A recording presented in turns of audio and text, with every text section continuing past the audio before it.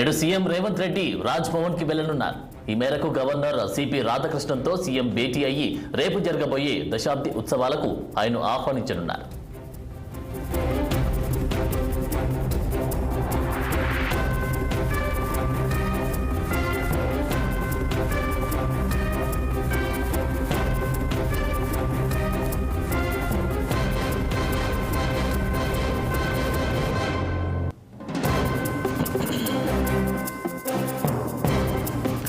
CM Revanth Reddy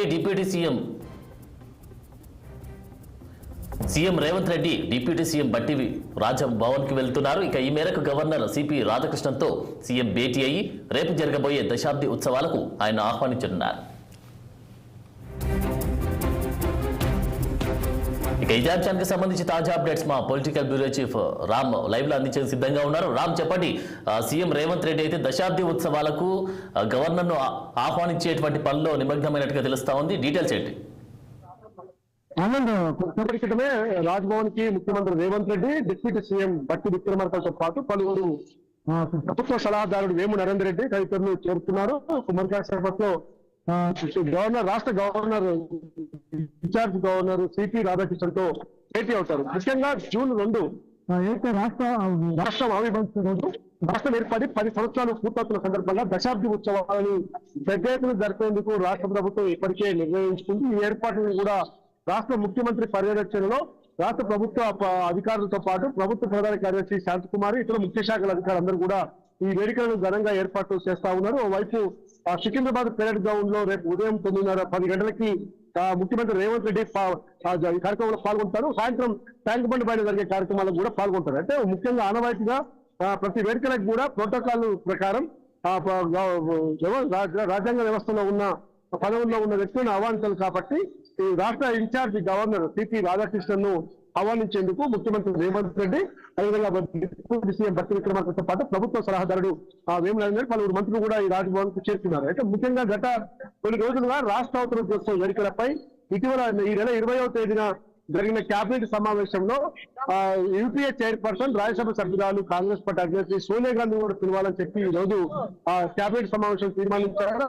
వేడుకల్లో ఘనంగా సన్మానించి తెలంగాణ ప్రజల రుణం తీర్చుకోవాలని చెప్పి కేబినెట్ సమావేశంలో భావించారు. అంటే గత 10 సంవత్సరాల్లో కూడా ఏనాడు కూడా తెలంగాణ ఇచ్చిన కాంగ్రెస్ పార్టీ అధ్యక్షుడు సోనియా గాంధీని పిలువని పక్షంలో ఈసారి ఆమెను పిలిచి తెలంగాణ సన్మానించాలని కూడా చేయడం జరిగింది. ఈ పరిస్థితుల్లోనే ప్రస్తుతం ఈ వేడుకలు ఘనంగా నిర్వహించేందుకు కూడా ముఖ్యమంత్రి రేవంత్ రెడ్డి నిర్ణయించుకున్నారు. ఇందులో భాగంగా మాజీ ముఖ్యమంత్రి తెలంగాణ రాష్ట్రం ఏర్పడ్డప్పటి నుంచి మొన్నటి వరకు కూడా 9.5 సంవత్సరాలు ముఖ్యమంత్రిగా పనిచేసిన కేసీఆర్ కూడా ఆయన ప్రత్యేక ఆహ్వానం ద్వారా ఈ రోజు ఆహ్వానిస్తున్నారు. లేఖను కూడా నిన్న ప్రోటోకాల్ విభాగం సెక్రటరీ, సలహాదారుడు వేణుగోపాల్ తో పాటు డైరెక్టర్ అరవింద్ కుమార్ సింగ్ కూడా నిన్న మాజీ ముఖ్యమంత్రి కేసీఆర్ నివాసానికి వెళ్లి ఆహ్వానం అందించి స్వాగతించారు. ఆయన కూడా సానుకూలంగా స్పందించారని తెలుస్తా ఉంది.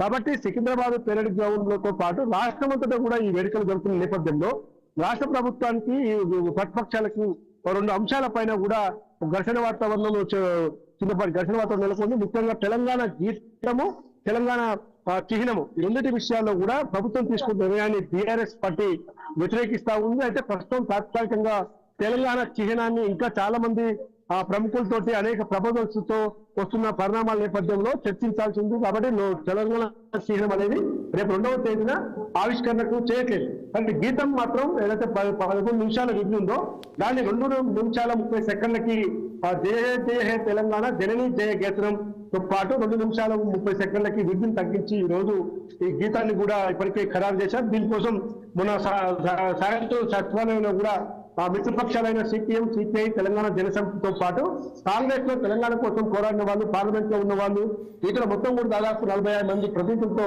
మంత్రులు, ఎమ్మెల్యేలు, ఎమ్మెల్సీలు కలిసి 46 మంది ప్రతినిధులతో ముఖ్యమంత్రి రేవంత్ రెడ్డి ప్రత్యేకంగా భేటీ అయ్యారు. దీనికి మ్యూజిక్ డైరెక్టర్ కీరవాణి సంగీతం ఆధ్వర్యంలో కూడా పాటను కూడా అందశ్రీ రాష్ట్ర పాటను ఐడల్ రేవంత్ కూడా ఈ పాటను పాడారు. కాబట్టి తెలంగాణ గీతం విషయంలో కూడా విమర్శలు వచ్చినప్పటికీ ప్రభుత్వం మాత్రం ముందుకు పోతా ఉంది.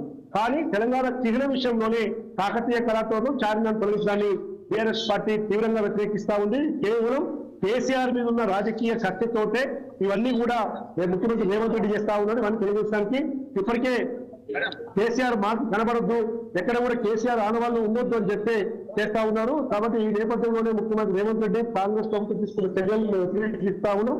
ఖచ్చితంగా తెలంగాణ చిహ్నం విషయంలో న్యాయస్థానానికైనా మేము వెళ్తామని చెప్పి బీఆర్ఎస్ చెప్తా ఉంది. మరోవైపు ఇవాళ మాజీ ముఖ్యమంత్రి కేసీఆర్ ఈ వేడుకలు జరపాలని చెప్పి 3 రోజుల పాటు ఇవాళ రేపు ఎల్లుండి జరపాలని చెప్పి కూడా పిలుపునివ్వడం జరిగింది. ఇవాళ సాయంత్రం అసెంబ్లీ ఎదురుగా ఉన్న గన్ పార్క్ వద్ద సాయంత్రం 5 గంటలకి మాజీ ముఖ్యమంత్రి కేసీఆర్ పార్టీ శ్రేణులతో కలిసి అక్కడ అమరవీరులకు నివాళులు అర్పిస్తారు. అక్కడ ప్రసంగం, తన మీద ప్రసంగం కూడా చేస్తారు. కాబట్టి తెలంగాణ రాష్ట్ర అవతరణ దినోత్సవాల సందర్భంగా ఏదైతే దశాబ్ద ఉత్సవాలు నిర్వహిస్తారో ప్రభుత్వం అన్ని ఏర్పాట్లను పూర్తి చేసిన నేపథ్యంలో ఒకవైపు సోనియా గాంధీని ప్రత్యేకంగా ఆహ్వానించేందుకు ఢిల్లీకి వెళ్ళిన రేవంత్ రెడ్డి ఇప్పుడు కొద్దిసేపటి క్రితం మాజీ ఉప ముఖ్యమంత్రి బట్టి విక్రమార్క పలువురు మంత్రులతో కలిసి ఇప్పుడు రాజ్భవన్ లో గవర్నర్ తో భేటీ అయ్యారు. ఓకే రామ్, మరి ఈ యొక్క దశాబ్ది ఉత్సవాలకు ఇటు సోనియా గాంధీ, మాజీ ముఖ్యమంత్రి కేసీఆర్, దాంతో పాటు గవర్నర్తో పాటుగా ఇంకెవరైనా ఆహ్వానించే అవకాశం కనిపిస్తా ఉందా? అంటే వాస్తవానికి అన్ని పార్టీల అధినేతలకు కూడా ఈరోజు ముఖ్యమంత్రి రేవంత్ రెడ్డి అధ్యక్షతన అందరూ కూడా సమావేశం నిర్వహించారు, పిలవాలని చెప్పి.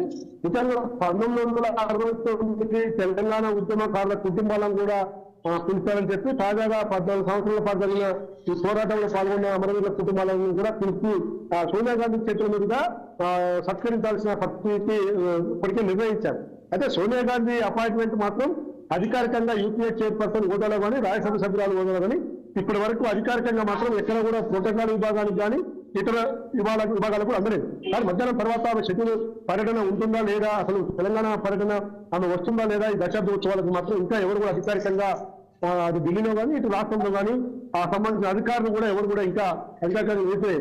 కాబట్టి సిపిఎం, సిపిఐ, జనసమితి, ఎంఐఎం వాళ్ళకు కూడా ఈ లేఖలు రాసి వేడుకలకు రావాలని చెప్పి సూచించారు. బీజేపీకి కూడా రాష్ట్ర అధ్యక్షుడికి పంపిస్తున్నామని చెప్పి చెప్పడం జరిగింది. కాబట్టి అన్ని రాజకీయ పార్టీ నేతలతో పాటు తెలంగాణ పోరాటంలో భాగస్వాములైన అన్ని రాజకీయ పార్టీ నేతలతో పాటు తెలంగాణ ఉద్యమకారులు, జేఏసీ నేతలు కూడా ఆహ్వానించేందుకు ప్రభుత్వం నిర్ణయించింది. ఆనంద్. ఓకే రా, మరి సోనియా గాంధీతో పాటు రాహుల్, ప్రియాంక వచ్చే అవకాశాన్ని కనిపిస్తా ఉందా? లేదు, ఓన్లీ కేవలం సోనియా గాంధీ, ఎందుకంటే యూపీఏ చైర్పర్సన్ గా ఉన్న సమయంలో సోనియా గాంధీ తెలంగాణ ఇచ్చిన సోనియా గాంధీ కాబట్టి ఆమె చైర్మన్ గా ఉన్నప్పుడు కాబట్టి కేవలం ముఖ్య అతిథిగా సోనియా గాంధీని మాత్రమే ప్రత్యేకంగా ఆహ్వానించారు. Thank you Ram.